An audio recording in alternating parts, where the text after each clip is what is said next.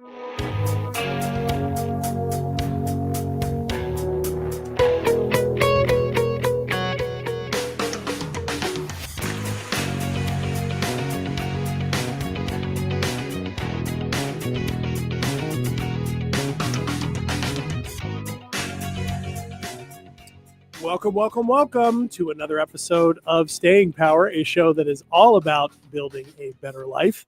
In all the ways that you think we mean it, that is how we mean it. We get together once a week to talk about one element of that, and we hope that it resonates with you. Today, we are doing a follow-up to last week's episode, which ended up being about unrequited love, and we got so much feedback and requests for more on that we're just going to pick up where we left off last week. By we, I mean myself, JDK Winnikin, and my lovely co-host here, as always, ready to roll, Ashley Kniebel. Hi, Ashley. Hi. Hi. How are you doing? I'm good. How are you? I'm good. I'm also really excited because for the first few minutes of today's show, we have a special guest here with us in studio who's been doing this gig, the things that we do every week. He's been doing this a lot longer than us, Ashley, and doing it really well. I'd like to introduce our listeners to Paul Casey, who is the host of the Voices of Experience show and podcast on Kixie Radio here in Seattle, but it also uploads as a podcast wherever you get your podcasts.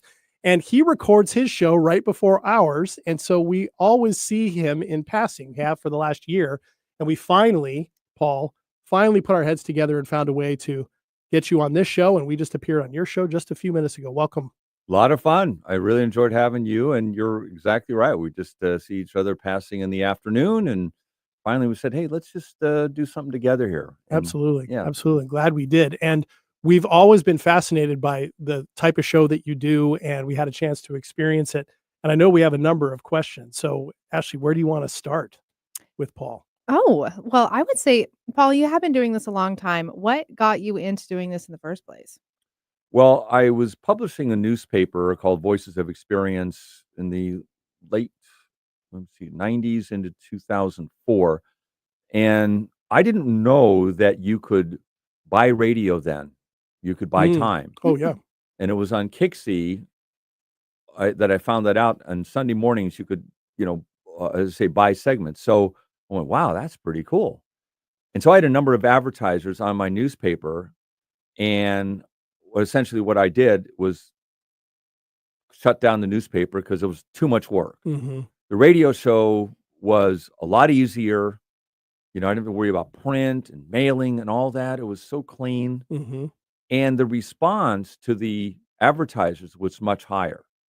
So it had everything going in its direction that way. So that got me started to doing that. And that's why I, made that transition. And so I was a big believer in radio. I've loved radio my whole life. I call it theater of the minds, like Jim French used to call it, take that from him. And I've always felt that. And I was a kid listening to baseball at nights and the image of it all. So I was really into radio, and then I had this opportunity. So it was wonderful. So I jumped. That's amazing. Now, really cool. When you talk about Voices of Experience, what kind of experiences are you wanting to hear about on the show, and what is it that you think your listeners gain from hearing those experiences? Well, I go back to an ad I run on the show occasionally, and it's Captain Sully when he took that flight out of LaGuardia, New York, and he hit a Canadian or flock of Canadian geese, and all of a sudden he had 5 seconds to make a decision to either go back to LaGuardia, go to Newark, or land in the Hudson, and he made the right decision. He had 20,000 hours of flying a plane. And I think that really counts in situations, experience. And I would rather have him there in the cockpit than I would have somebody on their maiden flight. Sure. And that's kind of what I think. I'm a big believer in that. And it's just not age driven. I mean, I'd love to talk to someone, let's say, who was in the Olympics at 18. What was that like? Training for that and all that. So I'm just, say, my number one belief is no matter what walk of life, travel, health, fitness, we talk about various aspects of health.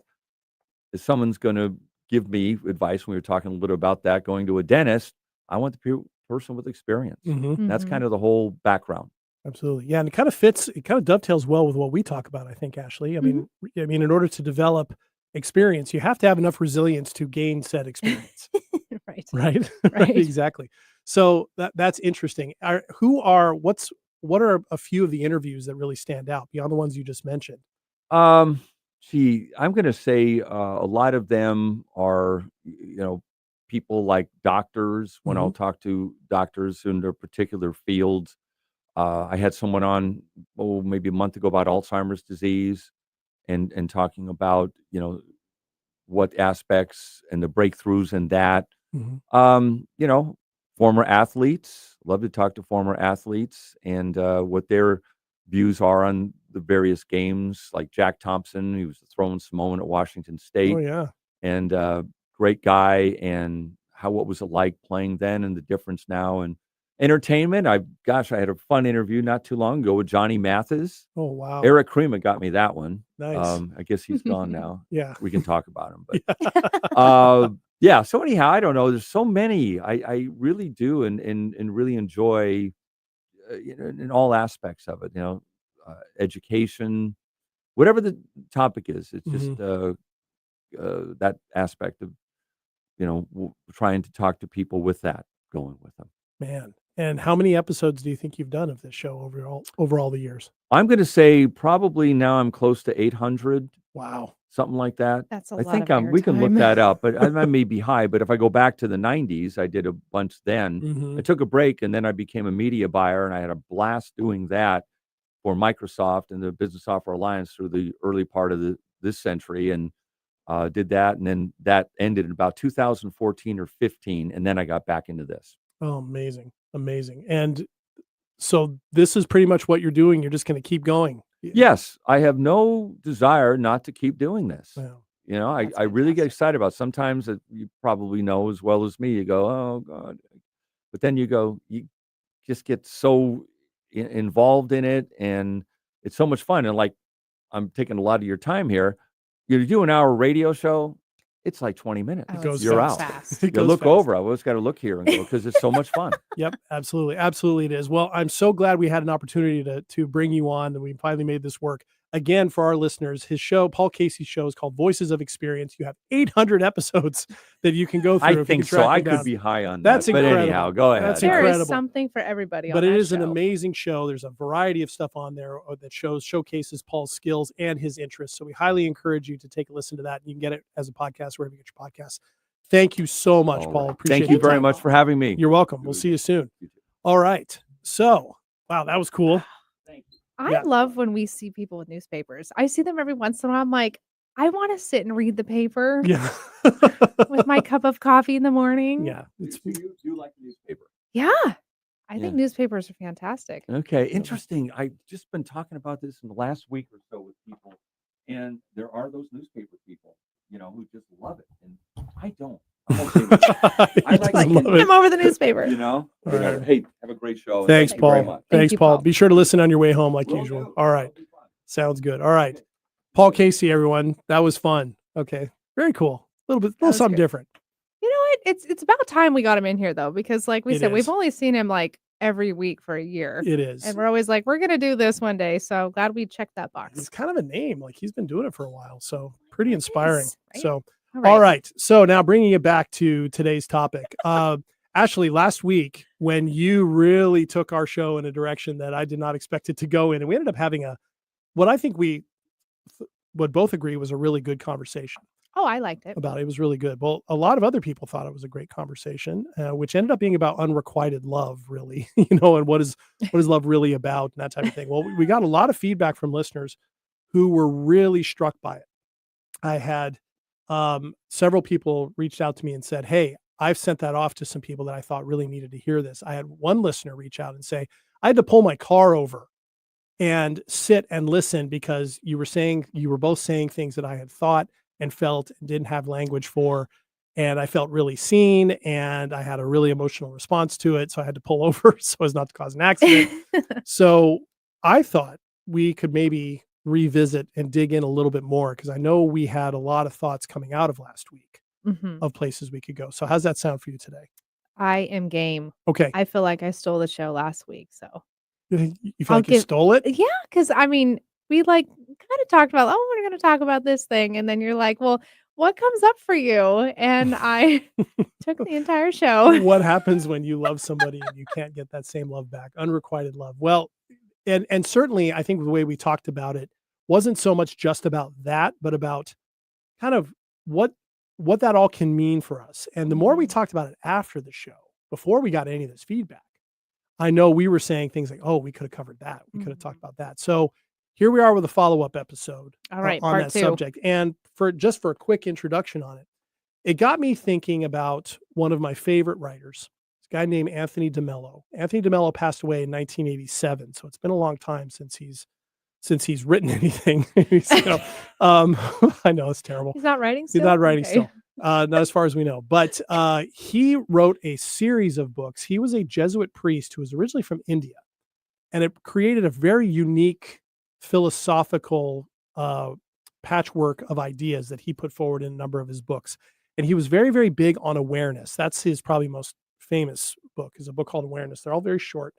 And there's part meditations. There's certainly, because they're Christian scripture based, he talks about that. But there's a heavy dose of Eastern philosophy in it as well.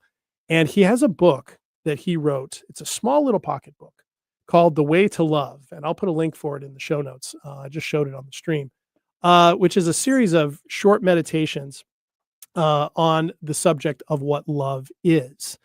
And I have to say, Ashley, he's probably been the most formative influence on some of my thoughts of what we talked about last week that we talked about this week. And one of the things that he mentioned in there is something that he calls as being really important for our understanding of ourself and how we love other people, is something that he calls the divine flame of discontent. Mm. And you made the exact same sound just now that you said earlier in the week when I first mentioned that. So what is it about that phrase I or did. that term? Yes, yeah, the exact same response. What is it about? What comes up for you with that divine Oh, flame of You're discontent? going to send this question to me again? I'm going to take Yes. the whole episode. No, you're gonna. I'm not, because this is yours. That's all right. We already decided. But why do you like that so much? How about that instead?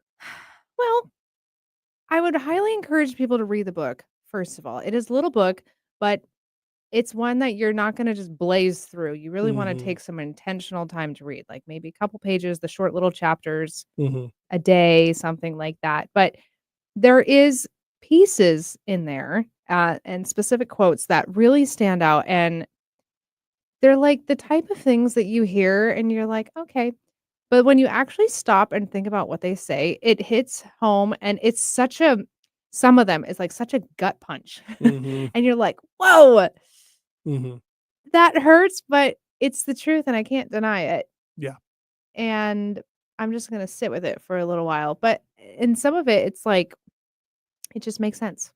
He's Yeah. found ways to put words to things that I have thought before that I'm like, I don't know how to articulate this right. And then I read it and I'm like, well, he did. Right. Right. And it is really masterful in a lot of ways. And Mhm. one of the things, to summarize for everybody what he says on this subject, on the nature of love, is we have to learn individually through experience, through study, through reflection, through awareness, the difference between love and attachment. Mhm. Right. And notions of unrequited love, he would say, if we are wrapped around the axle because we love somebody who does not love us back the same way or the way that we want, that is more about attachment than it is really about love. So Yep. this book, but a lot of his writings have to do with drawing very clear distinctions between the two. Mhm. And just for the sake of summarizing it, attachments are when we have a certain expectation, want a certain outcome, or believe we need, quote unquote, a certain person to give us what we need. In this case, love back the way that we think it's supposed to be given, Mhm. the way we deserve, the way that we're giving it out. He says, no, that's an attachment. That's not about the person. That's about you, right? That's a self, that's ego and motives and all that stuff being thrust out there. And that he actually calls, at one point in the book, the enemy of love. That creates actually a prison around which love cannot grow. Mhm. And instead, he has some other ideas about what love is. To get into that, though, we're going to take a break and we'll come back. We'll talk a little bit more about it. We'll set this up today here on Staying Power. More continued discussion of unrequited love and what we can learn from it. Newsflash, it's a lot. We'll see you back here in just a minute.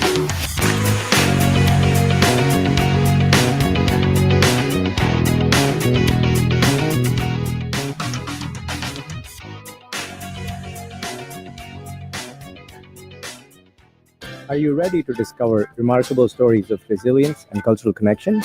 This is Diaspora, a show sharing the journeys of first-generation immigrants from the Indian subcontinent now building their lives in North America. Inspiring, insightful, and always engaging, Diaspora offers a unique perspective on the immigrant experience. Join me, Aditya Mehta, my guests on the Diaspora Show every Wednesday at 2 p.m. right here on KKNW. Here's the deal. We gotta set ourselves up. See, retirement is the long game. We gotta make moves and make them early. Set up goals. Don't worry about a setback. Just save up and stack up to reach them. Let's put ourselves in the right position. Pre-game to greater things. Start building your retirement plan at thisispretirement.org. Brought to you by AARP and the Ad Council. Talk radio with a purpose. Alternative Talk 1150.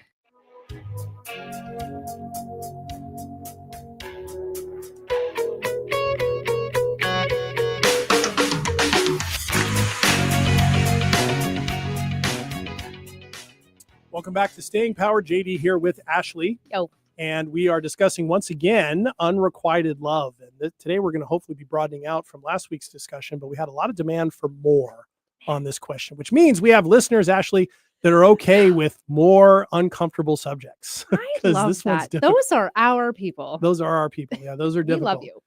So we're really happy to have you here with us. And remember, if you ended up missing any of this episode or any of our other episodes you'd like to catch up on, you can catch Staying Power as a podcast wherever you get your podcasts. We also live stream this on our YouTube channel and on Instagram, so you can catch up with episodes there if you want to see this whole operation, what it looks like. You can also find out more about us at our radio home, 1150 AM KKNW in Seattle. And in all those locations in the show notes, you can find all the information you need about how to get a hold of us, in particular, our email, stayingpowershow@gmail.com. We would love to hear from you, get your thoughts on different episodes, your feedback, ideas for future shows, and just in general to hear how you're doing, build this community a little bit more. So thank you so much for joining us. Okay, so Ashley, talking about unrequited love and Anthony DeMello's thoughts on this, the divine flame of discontent. Now that sounds like a not so great thing. Sounds like a movie title. It does, doesn't it? Doesn't it? But he actually talks about it in a really positive thing, that we need to find this, so that if we want to really understand what love is versus attachment, move away from attachment, which is really about ego and self and filling in a void that nothing on the outside can actually fill, another person, an endeavor, or anything like that. We have to know and feel that what he calls that divine flame of discontent. And that is all the myths and illusions that we might have about how our life is supposed to be, told to us, ingrained in us by our families, by our peers, by the culture that we live in, the society, the world we live in, by social media, whatever the case may be, that we have to feel a deep discontent with all of that and begin to break free of that, right? Through that awareness, but then also through the varying processes here. And one that he says in The Way to Love, this short book I was talking about, is he says, if you want to know what love is, here's what love is. Seeing is love. Seeing another person with a capital S. What do you think that means, Ashley? I mean, for me, I feel like it means you are fully accepting that person as they are, both goods and bads, in their shortcomings and all their victories, and withholding all judgment. And also withholding your own personal emotions about it. Or at least filtering them, yeah. And right? I mean, and accepting them, because it's really easy with emotion to have attachment. And to really see somebody, you need to take responsibility for the emotions you're having towards them. Particularly in the case of an unrequited thing. Yes. Right. If you really want to see somebody, you need to put yourself aside. Yeah, because what he doesn't say, seeing your own ego or seeing what you desire, is really what love is. Right. Yeah, it is. There is a lot to that. And it doesn't mean that you just accept everything about that person as good for you, right? Or that everything about them that you understand or that you agree with. Doesn't mean any of those things. He spends a lot of time talking about this, and he's not the only one who said this, that so often the feelings we have about others are what we're projecting onto them. This image we have of them. And it might be because of how they present. It might be because of, what they show and what they don't show, or what we idealize them into. It's easy to put people on a pedestal. And what he says is when we do that, we're not operating in reality. Right. Right. Now, he also says we can't ever fully grasp the reality of another person. Right. By their words, by their actions, we still don't know. So what is the reality of something? In the case of an unrequited love situation, it's recognizing that you have this set of feelings for this person. They're not reciprocating it back the way you would like. The big question is that he poses is, are you really seeing them in that process by wishing it was otherwise? And are you in reality? And if the answer is no, he asks the big question, well, why aren't you in reality? This is why we read his book a couple pages at a time. Right, exactly. Wasn't kidding by its heavy hitting. Exactly. Now, the reason why it had such an effect on me, and it continues to, I read him regularly, is because these are really serious things we're talking about. When we have emotions for other people, whether it's unrequited or not, that's a serious subject, right? We're connecting with them. They bring value. We can have hopes and dreams about relationships and where we want them to go. But he makes an interesting comparison at one spot in the book where he says, when we as individuals go out and we see a sunset on a beach and we walk out on the beach and we see this beautiful sunset, we stand back and go, wow, that is a beautiful sunset. It is singular in and of itself. There will not be another sunset exactly like it ever again. We get to witness it. We get to love it. We get to connect with it. We feel something, right? We're moved by the beauty and the piece of it. But at no point, he says, do we ever claim that sunset belongs to me? Right? This is true. Yeah. He uses another example where he says, if you go listen to an orchestra, right? Unrequited love and wanting something from one person and saying, I need to have this in return from this one person is like listening to an orchestra and only focusing on the kettle drums, only listening to that. And instead you're missing the entire rest of the symphony. Right. And I love both of those analogies because it suggests that we're channeling our energy into something because of something we lack. Right. And not because of actually who that other person is. And that presents an opportunity, it seems to me, for us, if we're in that situation, to maybe not so much learn a lot about the other person. We have to sort of do that on our own and accept that, but really use as an opportunity to take a good look at ourselves. Right. Yeah. And with that, I think that's when things get challenging. That's the divine flame of discontent, because then it's like, oh, okay. So the problem here isn't at all that this other person is not reciprocating back the emotion I feel to them.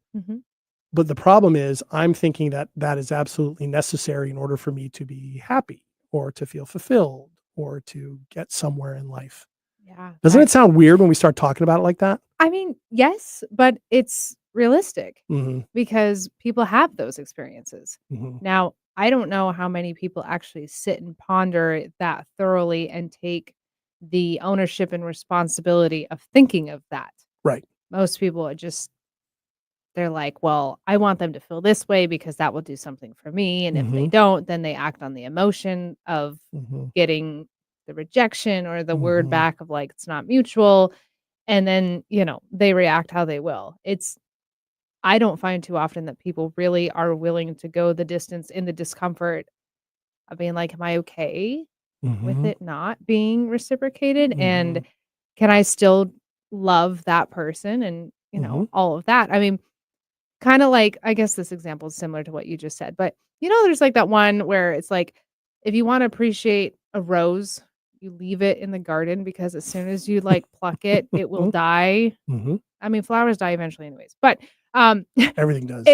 We all do. But if you take the flower out of the ground, it's going to die in a few days. Yeah. But if you leave it in the garden, you can appreciate it. Yeah. For a very long time. Yeah.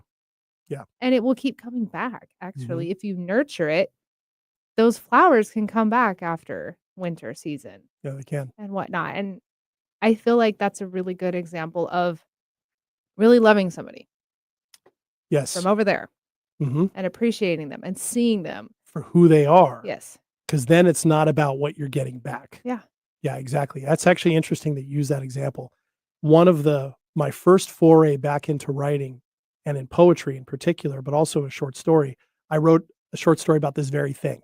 What? About somebody wanting to possess this flower, Yeah. right? But the flower kept moving from spot to spot and they couldn't catch it, right? It sounds like a really weird story, but it works really well actually for Alice in in my Wonderland? mind. No, it's kind of, no, it actually takes place in ancient Japan, believe it or Oh, not. of course it does. But nevertheless, the idea behind it was, regardless of whether a flower is 2 feet in front of you, you're able to touch it, you're able to smell it, or it's a million miles away, its beauty is there, Mhm. right? It exists independently of how we feel about it. It exists independently of whether or not we possess it or That's brilliant. not. Exactly. It exists independently, no matter Mhm. how we feel about it. Yes. Fantastic. And it was such a profound series of thoughts and realizations and epiphanies for me that not only did I write that story, but I put Oh my a tattoo of goodness. it You got to put that on the camera. on my arm. That's what that is. That's what that is. It's from a short story that I wrote. It's a reminder that things exist independently of me, and the things that I love exist independently of me. And if I'm truly going to love them, it's not about possessing them. It's about seeing them as they are, and me doing the growth inside and the work inside to not have to like leech on to something, to hold Mhm. on to possess it, because that never works. Yeah. At all. Does not. Right. It doesn't. And so I think that's what I love so much about DeMello's work, is that it separates that out. Right now, he's coming at it from a spiritual point of view, in which, from his tradition, he's also talking about the nature of God as he understands it. Mhm. Right. That God does not, force us to be a certain way. Right. Does Right. not, and continues to meet us where we are. Right. And it doesn't even matter to me whether you agree with that or believe those same things. I think there's something powerful in the image of that idea that we are seen and accepted for who we are. And if we want to mirror that in a spiritual level, as well as on a healthy emotional level, it's not about making other people something, fitting them into some box that we feel we need. Mhm. But the challenge of that, of course, is that when we do that, ends up, what are we looking at? We're not looking at them. We're looking at ourselves in the mirror. And you mentioned earlier, people have a hard time doing that.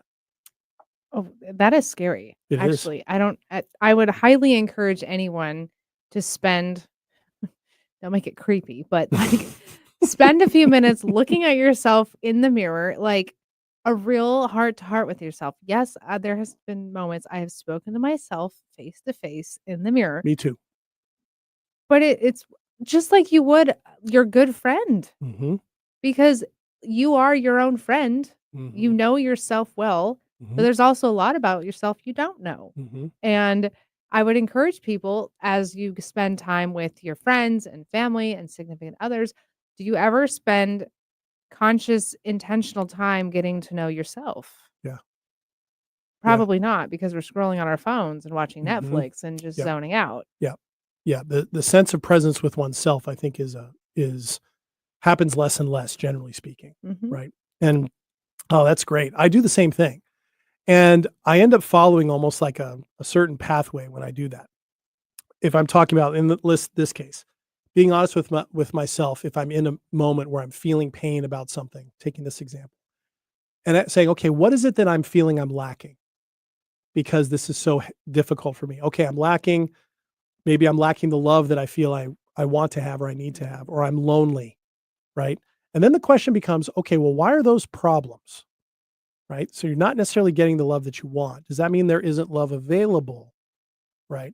Now, unless we're talking about unrequited love between you and somebody who doesn't even know you exist, right? Which is sort of like seems to be the grist for the mill of movies a lot, right? Yeah. But really is more usually a relationship that is already established, and one person has feelings, thoughts, hopes, desires that maybe are not the same as the other person. But Mhm. there's still enough connection there and love there that they're connected.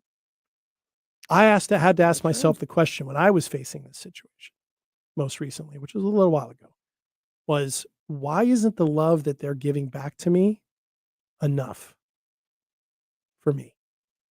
That's a deep question. Well, the answer is because if I'm making it about me, unless I get back exactly what I want, it's not going to be enough. Right. But chances are, by definition, it would never be enough, right? Mhm. But then whoa, if I ask myself the question, what about the love they're giving me? Then I have to look at them and go, wow, that love is a super gift because of what I know about this person. They're giving me something that is very unique to Mhm. me. If I demote the value of that kind of love and say, well, it's not the same as the one that I want. I mean, we just said that out loud. Yeah. Where's the problem? Yeah. It's You. yeah, exactly. The problem is me. It's not there. It's not with them. Yeah. And that's the thing. And I think one of the reasons why so many relationships can run into trouble at any given point, right? There's Mhm. lots of good reasons for marriages or relationships or partnerships to have difficulty.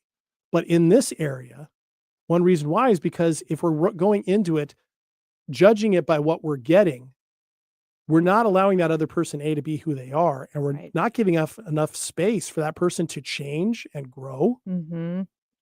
in a way that we are partnered with, walking alongside. Instead, we're always evaluating by what effect is this going to have on Yeah. me and my sense of self and security. And that Mhm. is, and DeMello says it time and time again, that is a recipe for disaster. Yeah. Well, exactly, because you're continually getting disappointed, and then that's creating hostility and, all sorts of negative feelings towards that person because you have set an expectation for them. Mhm. You set it. A standard that they may not even know about. Yeah. They don't Mhm. know about it, most likely. And also, like you say, you're not giving them the space and the opportunity for them to grow and become who they want and whatnot. And you need to honor when that person is giving you love in the way that they are, Mhm. because obviously we see love differently. What feels great for you may not feel great for me, Mhm. and so on and so forth. And if that person is already like overwhelmed with things and they're very busy, or life is difficult and whatnot, but they still make efforts to try and reach out and show you some sort of love, adoration, Mhm. appreciation, whatnot. It may not look like the idealistic package of what you wanted, Mhm. but the fact that they're still doing that, that must be honored.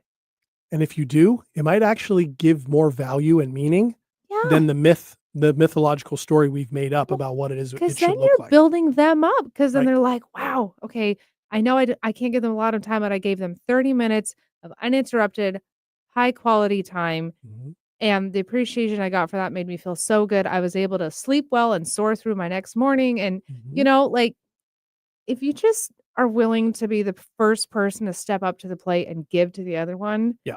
put your ego on the bench Mhm. and step up to the plate and give the love first, you will knock it out of the park and Yep. you're going to win the game. Yep. Look at those Look at those baseball great references. analogies in the middle of Thanks. summer. Yeah, because then we're appreciating what they are giving rather than focusing on what we're not getting, Mhm. right? And that in the end is that. So the sunset gives us this beautiful experience. The orchestra gives us this beautiful experience, Mhm. right?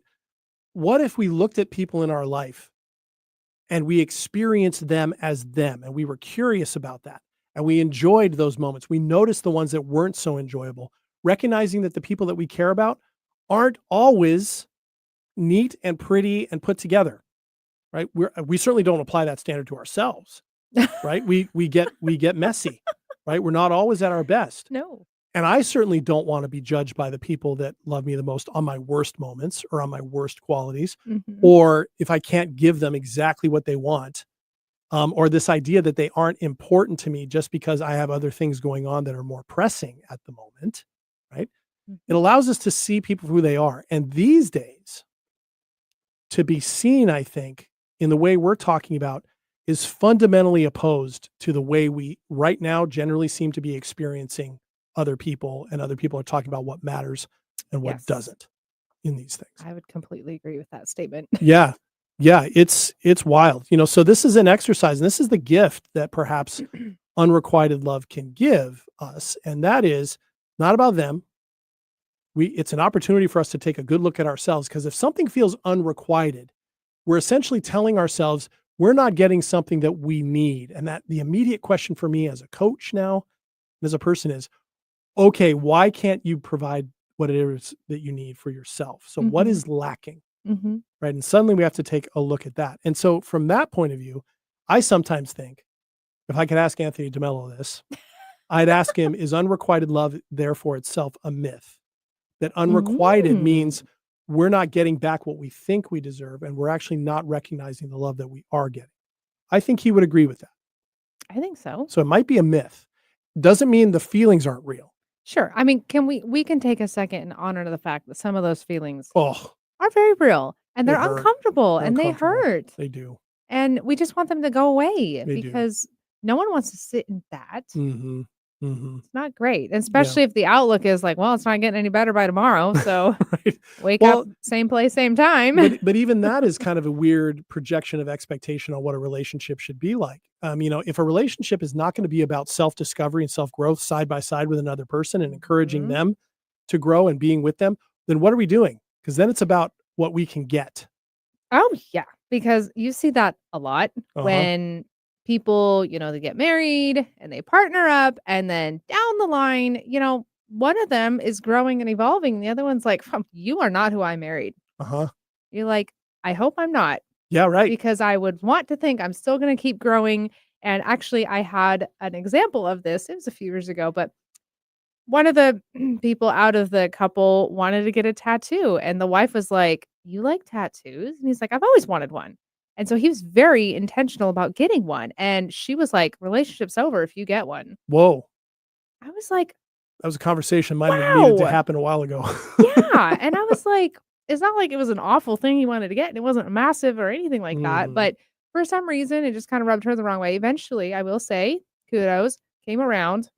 He got the tattoo. They were still together. They figured something out. That's good. But I'm like, his interests are going to keep growing. Yeah. And, Shifting. and changing. And that's kind of the beauty and the appreciation of that person, is if you really love and see them, you're going to Right. appreciate where that goes. Very true. And If it's in a good right. absolutely. And I think it also underscores something we may not have time to go into today, but we might in the future. And Oh. that's where love and commitment, end up kind of joining together. Yep. Because we all tend to feel like, well, look, if I love this person, they love back the way that I love them, everything's going to work out just fine. Right. Mhm. And not necessarily. Right. I mean, there's what the commitment looks like to build that relationship. Those agreements that we've talked about before Those matter agreements. so much. Okay, do. well, let's take another break. And when we come back, we'll talk a little bit more about this, as well as Ooh. do our weekly segment. This week it is going to be 2 Minutes of Terror. And then we'll kind of finish up today's episode and see where we end up. Maybe we keep talking about this next week. But Oh, a third one. we'll know a little more We'll here see. in not too long. So we'll see you back here in just a minute.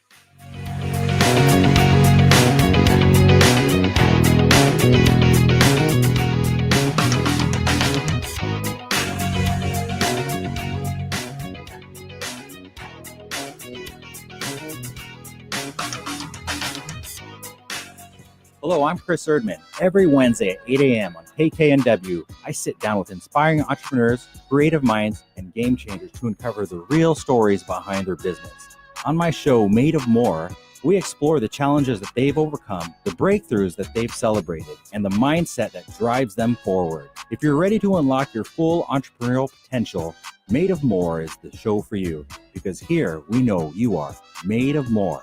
Every Wednesday at 8 a.m. on KKNW. Don't ask me to talk. There's a lot of talk out there. Political talk, sports talk, girl talk, trash talk, and so on. But there's only one, Don't Ask Me to Talk, helmed by conversational off-roaders and podcast pals Eric Ryder and Stacy Heller. They follow every tangent they encounter, from cultural blind spots to their infamous weekly Wheelo topics. Listen wherever you listen to your fave podcasts. Subscribe and share too. Or tune in every Saturday at 3 p.m. or Tuesday at 4 p.m. on KKNW. Miss a show on KKNW? Check out 1150kknw.com for podcasts of many of our programs. That's 1150kknw.com. Welcome back to Staying Power. JD here with Ashley. Hello. And we're having a good time today talking about the pain of unrequited love. That's why Ashley's We can laughing. have a good time no matter what we talk about. It is. And hopefully, I mean, we're not laughing because we're making light of it, but because we've been in it, right? We've been on both sides of it before, and it's a very difficult thing. And yet at the same time, we're suggesting there's a real opportunity for self-growth and awareness that comes out of that. And that's the type of situation could be a gift. Before we get back into some practical things for Mhm. everybody on the way out, time for our weekly segment where Ashley and I each take a minute or two to talk about something that happened during the week that was either a terror or a triumph, and share about it with all our listeners, all in the name of developing vulnerability and connection. So this week it is 2 minutes of terror. Here we go.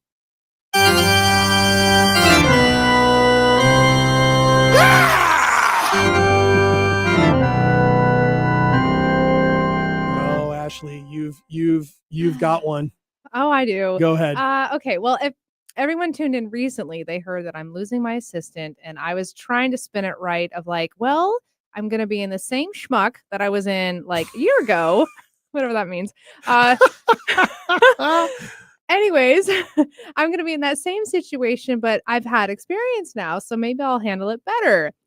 Today was like my first day of experiencing, and it did not go great. No. I almost broke down in Oh, tears. no. Literally. And I'm not that much of a softie. I out of just stress and sheer, like, I literally cannot do all of this. Oh, yeah. And I had a moment, believe it or not, I went to the mirror in the bathroom and was like, Ashley, get it together, because you have no choice but to get to the end of the day. Mhm. So figure out what is the best way to do that without totally taking all of your emotions out on everybody in front of you, and get to the end of the day. Wow. And give yourself a little bit of compassion that you are very overwhelmed. There you go. So That was admitting my that pep- reality. That was my pep talk in Wow. the mirror. Wow. And so did you see yourself go in the direction of lashing out at everybody? Is that what brought you to the mirror? Yeah, I deal with people in situations that are not really comfortable, and it's Mhm. very personal for them. And so I'm like, I have to make sure that I keep compassion at the front Mhm. end of my emotion when I'm talking Mhm. with these people. And if I'm really stressed, it's not fair to them. It's a bad look for me, and it doesn't make me feel good at all. Right. Right. So I started feeling that bubbling over the pot, and I was like, we gotta simmer down. Good awareness. Thanks. It's really good. Okay. Well, mine is it's interesting. Some friends of mine who own a pub Ooh. were looking for some help. And I decided, for the sake of learning something new and helping out friends, that I would kind of take on a little bit of a side gig. What? So yeah, so I have been learning how to tend bar. believe it or Wow. not. Yeah, and I'm Super cool. it is cool. I'm enjoying it. It's a good place to work, good people. It's one of those pubs that has regulars, Mhm. right? So I've been getting to know them and stuff. But the terror part of it is not that. The terror part was I've been training now for a few weeks, here and there, just a few shifts here and there. Just this past week, I had my first shift where I was opening the place and running the bar all day Oh, by snap. myself. Whew. So That imagine is this. stressful. Me, combination bartender and food server, a cook, and that's it. A team of two. Wow. Yeah, and it was a good kind of terror. I felt prepared. Mhm. But there's a million things that Sure. that you wonder could go wrong, and a few things did. Unfortunately, the people who trained me were like, "Well, I'm just a text away." I had to use that a few times, to do Mhm. that. But the terror part of it was, "Oh my gosh, this is all something you. new. It's all me," right? And that's always a bit nerve-wracking. But of Sure. course, the benefit of it is when you get through the day, and the day always ends, right? Mhm. It overall went pretty well. There's some things that I look back on and go, okay, yeah, I need to make sure I shore up on that and on that and on that. And I might Mhm. not have done that part right.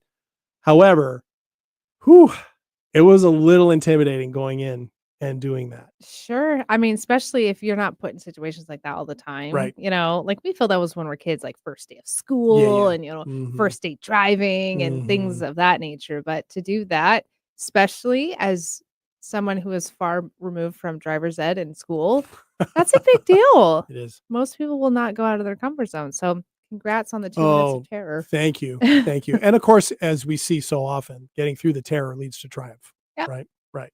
Exactly. Built Okay. that resiliency going There we through- go. Oh, see? Exactly. Brought Okay. that back around. So Ashley, kind of getting back to this idea we had about the opportunity for for us to really take a good look at ourselves in an unrequited love situation. Anthony DeMello's stuff is really interesting to read. You can find his books anywhere. They're inexpensive. Mhm. Just look him up, Anthony DeMello. There are also versions, Audible books, audiobooks for all of them. So if you like that instead, it can be really good. Just be prepared to keep going back and rereading stuff or re-listening, because a lot of good lines in it. But essentially what we're getting down to here is that a situation like that, if you really want to know what love really is, it can't be about just what we get out of it. If you really want to love something, you can't really own it. You can't really possess it. Mhm. It needs to be a part of your experience, or in the case of a human being, they have to choose to step into the arena with you in however they're going to do that. And the relationship itself will shape around what you both can bring in, how you both feel, what you're both willing to give and not give. And that is just the nature of it. Mhm. And sometimes that can feel disappointing. Sometimes that can feel exciting. But this discontent that we can feel when we're not getting back to what we really want is an opportunity for internal growth. And I think that's Yes, that it is. discontent thing. So in the last, few minutes of the show, Ashley, just about what are some things that we can hand out to our listeners about ways to frame some of this if they're going through that or know somebody who is, or if they run into it in the future? What are some things that we can suggest to Mhm. them of how to frame this? I mean, I would start with the real basic because if you got to start with yourself, you got to make sure you're connecting with yourself, right? And we Mhm. talk about that a lot on this show. But showing yourself some compassion, Mhm. gratitude for Mhm. yourself, and and acknowledging that this is difficult, and maybe this is the first time that you're willing to go in deep and go into the weeds of those emotions and really be curious about Mhm. what's missing within yourself. Yeah. If this is the first time you're willing to do that, I fully see and support that. Mhm. But understand it's gonna be difficult and love yourself despite the difficulty, Mhm. and don't shy away from it. Mhm. Just keep pressing forward, but give yourself some compassion and gratitude for Mhm. being willing to even take that step. Absolutely. I think that's a big one, right? Because we can, when we're in that situation, we can so often feel at a deficit or something's wrong with us, or, Mhm. and it can be difficult to do that. One that I would add to that, with the gratitude for being able to experience and feel that depth of love for someone just by itself. There can be such a dearth of that in the world we live in, right? A lack of it, Mhm. right? In the world, or we can feel like we lack it within ourselves. Mhm. One of the things that was most frightening for me in my addiction days was I felt so disconnected from myself and from other people. I wondered oftentimes, do I even have the capacity to love anybody? Oof. And that was a truly and I didn't know what that meant, right? All my history with it was a disaster up until that point. And so to be in the situation now where I've had an unrequited situation like that, I've been on that end, right? Mhm. But also what I got out of that was an increased appreciation. Like, wow, I know what this looks like. The way DeMello talks about it, I have really worked to really adopt that, to let other people be who they are and to love and appreciate what they do give, right? Without it feeling like I'm just getting scraps, right? Because if I'm thinking like I'm just getting scraps from this person, that's my projection, right, Mhm. onto them in a lot of ways. So for me to be able to feel that, just to have that depth of feeling, Mhm. to be able to look back and go, actually, I do know what it means to really love someone, to see them that way and not make it about the outcome.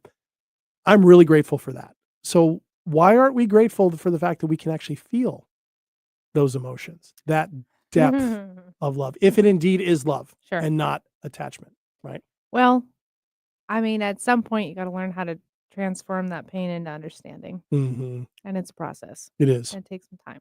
It takes a lot of emotional resiliency, which you talk about that a lot, I do. but you're good at it. I appreciate that. I think to me, the gift too is when we do that, when we start seeing other people, we can actually show empathy for Mhm. them, looking at things from their point of view, right? And I've done that before, and I've done it. I've seen clients do it, and I've taken them through exercises where it's like, okay, if we go with this person is not giving the love back that you wish that they would, let's talk about the love they are giving you. Let's make a list, right? And when that happens, what's amazing to me and what's amazing for clients when that happens is how big the list gets. Oh, I like that. Yeah.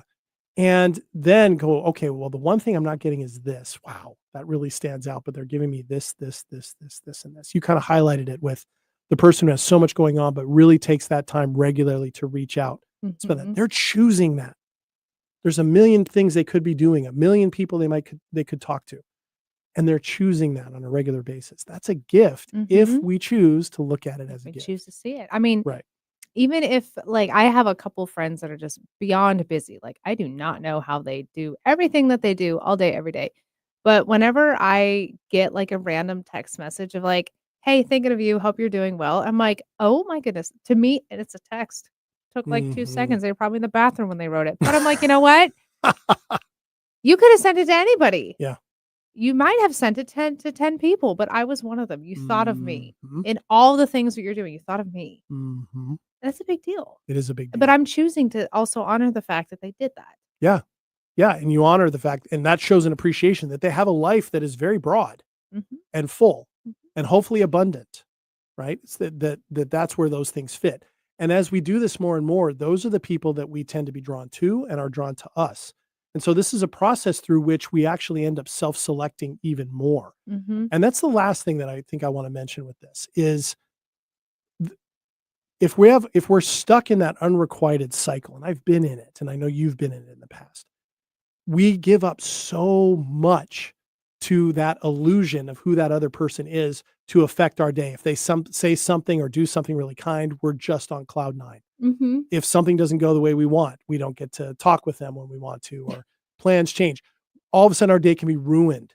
Yeah. That's essentially giving our power, giving our freedom to somebody else. And by being able to let go in this way, I think we actually regain freedom. And any successful relationship we're going to have has to be two free people choosing to share what they can share, and wherever that meets Mhm. has been freely given. Mhm. Whether we're talking about a romantic relationship, a friendship, family relationship, that's the only way we are going to truly experience love in that context. Mhm. You know, and so it's funny because relationships can be the places where we feel and experience the most freedom, not necessarily being on our own, which is how we tend to describe it. I want to be Sure. free, right? Yeah. That kind of thing. I'm just not sure that that's always true. So- No, but that is such a valid point of that's usually what I hear from people that I speak to that are in truly selfless love relationships, that they feel more alive and free in those than they ever have by themselves. Mhm. And I think it's because they have somebody who sees them. Yeah. And is like, Or people. yeah, Yeah. and I accept you. I see you. Mhm. I like everything that's going on with us all day, every day, no matter what, Mhm. because it's you. Mhm. And you're free to be who you are, Mhm. right? Anthony DeMello's got one piece in his book where he talks about, I don't have the quote in front of me. I'll find it. But he talks about essentially, if you want to know you're ready to love, is to tell another person, I free you to be exactly who you are, to think your thoughts, to practice your practices, to go wherever your heart desires, Mhm. and not try to control you. If we can do that with the people that we love, we actually condition ourselves more and more to actually be able to love fully as an experience rather than what we get, right? And it doesn't have to necessarily be a problem that in this given moment, at this given time, in this given way, not getting the love from a specific person or from the world at large that you really wish you could get. Mhm. Nothing wrong with wanting that. Nothing wrong with wanting to have that, wishing to have that. But making it a problem when we don't can actually be the thing that actually sets you up for more difficulty in finding it in the first place. Very true. Right. Or it finding you. Right. Yeah. So, all right. Well, I have a feeling we could talk more about this. It'll be really interesting to hear. I have a feeling we might have a third one We coming might, down the pipeline. we might, because there was a lot of stuff in here that I think people will have thoughts about. So I'm looking forward to hearing that. I know Ashley is too. Remember, you can reach out to us at stayingpowershow@gmail.com. You can also find our social media feeds in the show notes, wherever you're listening to this as a podcast, or at our website, 1150 AM KKNW, or on our YouTube channel. We would love to hear from you. We will be back next week with another episode. It might be about this. It might be about something else. You'll have to tune in next week. And make sure, once again, you also find Paul Casey's show, Voices of Experience, and listen to some of that. He's got amazing stuff on Good his show. stuff So going there. thanks to Paul for coming in at the front end of the show. Ashley, we'll see you next week. Was a pleasure. Yeah, always a pleasure. I'm JD. I'm Ashley. See you soon, everybody.